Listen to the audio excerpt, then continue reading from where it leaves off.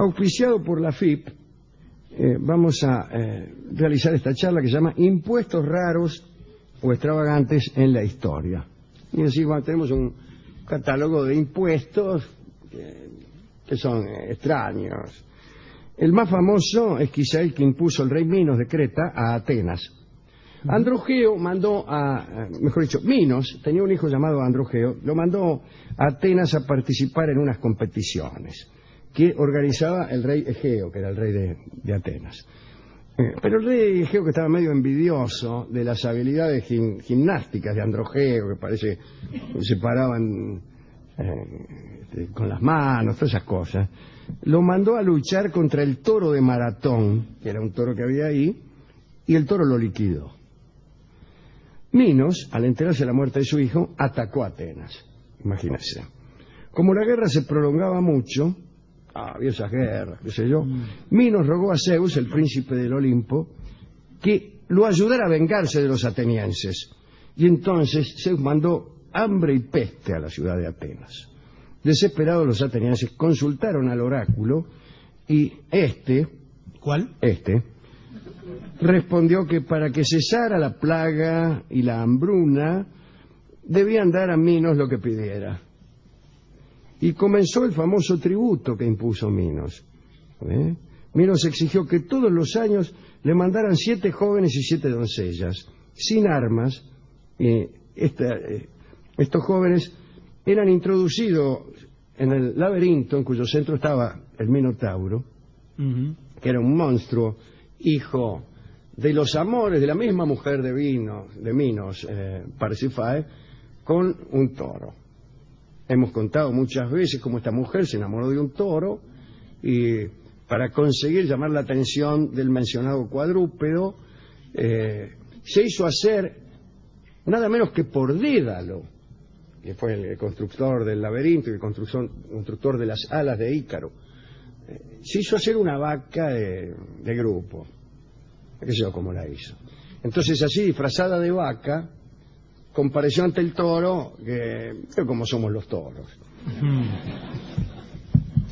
Bien, y de estos amores nació el Minotauro.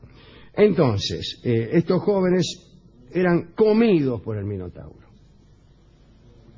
Este tributo se pagó durante años, hasta que vino Teseo y liberó a Atenas del Minotauro. Para eso se fue a Creta, para eso se metió en el laberinto y mató al Minotauro. Para regresar del laberinto, famosamente, se valió de un piolín que su novia, Ariadna, que no era otra que una hija también del rey Minos, le sostenía desde la tapuera. La mina le tenía el piolín de la puerta, el tipo se metió hasta el medio, después todo se redujo a seguir el piolín a la vuelta. Realmente no se casó él con Ariadna, porque rajó de Creta, ya muerto el Minotauro, y la abandonó Ariadna y se casó con la hermanita de Ariadna, Fedra, con la hermana menor, llevando a cabo una fantasía que siempre tenemos los que somos novios de la mayor de unas hermanas. Pero nos parece que la más chica está mejor, etcétera. Muy bien. Entonces, convengamos que es un tributo raro y poco fructífero para Creta, para la economía cretense. Sí, ¿Por qué querían 7 jóvenes, 7 mancebos y 7 doncellas? Pura hazaña. Para darle de comer al Minotauro. Dale, qué sé yo, dale morcilla. Sí. Pedile como tributo, exigirle, qué sé yo, un carro lleno de oro todos los años. Pero vio cómo eran en aquel tiempo los reyes, más preocupados por la simetría artística del tributo que por su utilidad. Un tributo parecido en sus causas fue el ordenado por Elquino a los tebanos. Elquino, un tebano llamado Terienes, había matado al padre de Quino durante unos festejos, y este hombre reunió un ejército, marchó contra Tebas. Después de exterminar a muchos, concertó con el rey de Tebas un impuesto en el que exigía, por el plazo de 20 años, 100 bueyes por año. Aquí vamos mejor, porque 100 bueyes son muy útiles, especialmente si usted vive en Grecia en el siglo IX a.C. Como el cobro era un poco excesivo, Creonte, el rey de Tebas, pidió ayuda a Heracles y Heracles interceptó a uno de los cobradores del impuesto, les cortó al tipo la nariz y las orejas y se las mandó al propio Erquino. Indignado por el ultraje, Erquino atacó Tebas nuevamente, pero nadie podía con Heracles, así que Erquino perdió y tuvo que pagar un tributo doble, o sea, 200 bueyes por año. Así que esto tiene una moraleja que yo no sabría acuñar, pero la tiene. Creonte, agradecido por la intervención de Heracles, le dio a su hija mayor. Es curioso cómo está formulada. Sí, frase. ¿qué le dio? Le dio a su hija mayor. A Heracles. Sí, la entregó, quiere decir. La entregó sería mucho mejor. La cedió. La cedió. También la cedió. La cedió, puede tener. Bueno. Vamos a la Edad Media. En Poitou, los vasallos del señor de Toulabon estaban obligados a ofrecerle todos los meses un canario atado con un piolín. Se trataba más de un gesto simbólico de sumisión. Y ahí el carácter simbólico del impuesto. Ojo. También estaban las gallinas de censo en el sentido también de impuesto, ¿no? Cuyas plumas servían para hacer colchones. Cuando el rey se alojaba en los distintos pueblos franceses, el señor del lugar tenía la obligación de proporcionarle almohadas y colchones que debían estar confeccionados con plumas de la mejor calidad. Así, cada vez que el rey llegaba de visita, el castillo del anfitrión se llenaba de gallinas que los campesinos entregaban para hacer almohadones y colchones. Se ha dicho que Luis VII debió abandonar el castillo del señor de Poitou porque había tanto olor a gallina que no se podía estar. Evidentemente, el olor a gallina es muy desagradable, especialmente en la cama.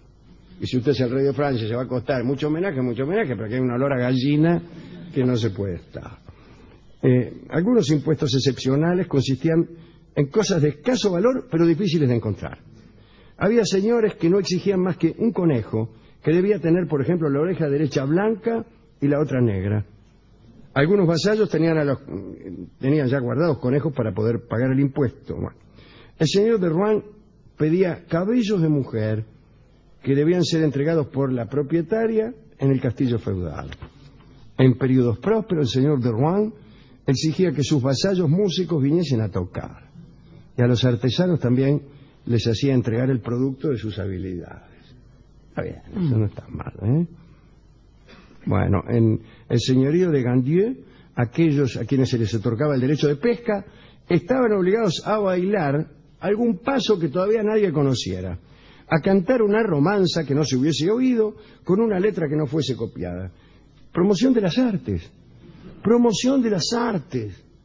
Vía impuesto. Aprendan de la cigüeña este ejemplo de ternura. Bien. Los juglares que entraban a París en tiempos de Luis IX, que era San Luis, ¿no?, se eximían de los impuestos cantando coplas. Y los saltimbanquis podían obtener la remisión de un tributo si hacían bailar a sus monos delante del recaudador de impuestos. Yo recuerdo en la India que existía la siguiente costumbre, la de redimir a los ladrones si eran diestros en el recitado del Ramayana. Si recitaban partes del libro, quizá de los Vedas, no me acuerdo. Tipo había afanado, por ejemplo, en una casa, lo agarraban, bueno, recitate 70 versos del Ramayana. Y listo. Esto presupone una versación literaria muy alta por parte del comisario, por ejemplo. Claro. Porque hay muchos tipos que en vez del Ramayana le recitaban la leyenda del mojón. Si las mujeres de Poitou no podían entregar sus cosechas, estaban obligadas a matar sapos en un estanque que había alrededor del castillo, donde parece que habían crecido unos batracios de una fecundidad desesperante. Entonces, cualquier cosa que se hiciera para matarlos estaba bien vista. Cierto vasallo de Guisanne, por haberse retrasado las pagas, tenía todos los días la obligación de ir a casa de su señor, pero para recorrer el trayecto era preciso que retrocediera un paso cuando había dado 2. Hay gente que iba a Palestina, sí, ¿eh? Durante las cruzadas iban a Palestina dando un paso para adelante y uno, dos pasos para adelante y uno para atrás. Con un paso para adelante y uno para atrás no se llega a Palestina y en rigor de verdad a ninguna parte. Bueno, había en las universidades impuesto al rector y a los profesores, a los maestros le daban guantes, birretes, panes de azúcar, los doctores en medicina o los estudiantes de medicina le daban a los profesores pastelitos. Y hasta el siglo XVII existió un impuesto al derecho de examen que conservó ese nombre, se llamaba pastilaria. Bueno, el recaudador de impuestos, querido Barton, siempre fue un personaje detestado. En la Francia clásica había una privatización del impuesto. ¿Estaba tercerizado? Exactamente. Había unos tipos pesados, ¿no?, que cobraban los impuestos a sangre y fuego, le daban un tanto al Estado francés y se quedaban con el resto. Así que imagínense con qué énfasis lo cobraban. Entre tantos recaudadores, cabe desde luego recordar al apóstol Mateo, ¿no?, que era recaudador de impuestos. ¿Sabe quién era recaudador de impuestos? También Cervantes. Cervantes fue recaudador, pero desde luego no lo recordamos por eso. Bueno. Último impuesto. Hay un impuesto del 10% a todas las rentas del reino impuesto por Luis XIV en Francia, incluyendo las propiedades, los salarios, los valores nobiliarios, los de comercio. Y en 1765 el Parlamento británico estableció también un impuesto sobre documentos legales, diarios, folletos, mazo de carta. ¿Mazo de carta? Claro, todavía hoy hay impuestos en la mazo de carta. Este impuesto tenía vigencia no solo en Inglaterra, sino en las colonias. Y los colonos se irritaron muchísimo con esa ley. Y en una ocasión destruyeron el té que estaba grabado por este impuesto en un puerto y comenzó allí, nada menos, que la guerra de independencia de los Estados Unidos. Bueno, todo lo que tengo que decir respecto a impuestos extraños. ¿Y el discotecario tenía algo impositivo? Fuimos al discotecario para que nos diera un disco, pero nos dijo, mire, aquí yo impuse una cañota por cada disco que doy tiro coima. Bueno, pero eso no es un impuesto, se llama coima. Bien. Está bien. Bueno, ¿cuánto es?